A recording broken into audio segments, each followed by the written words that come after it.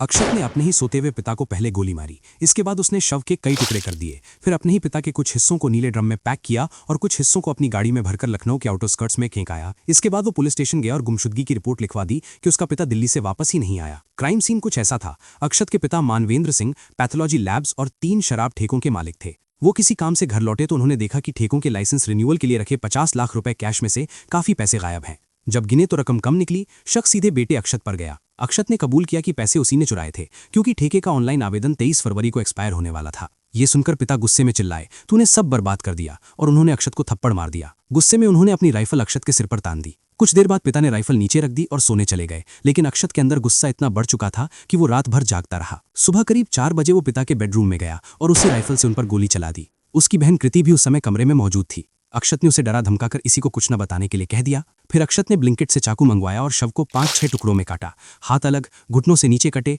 सिर अलग। धड़ को स्लीपिंग बैग में लपेटकर नीले प्लास्टिक ड्रम में ठूंस दिया। बाकी पार्ट्स गाड़ी में डाले और लखनऊ के सदरौना इलाके में नहर किनारे झाड़ियों में ट्रांसपोर्ट नगर रेलवे ट्रैक पास कचरे में फेंक आया। सिर आज तक नहीं मिला। अक्षत ने एसिड और 10 लीटर कैरोसिन भी खरीदा था जलाने के लिए, लेकिन पूरा नहीं कर पाया। अब अक्षत पकड़ा गया। पूछताछ में वो रोते हुए बोला, बहुत बड़ी गलती हो गई, गलती से हो गया। गुस्सा हमेशा बर्बादी की ओर ले जाता है। एक पल की आग पूरी जिंदगी जला डालती है।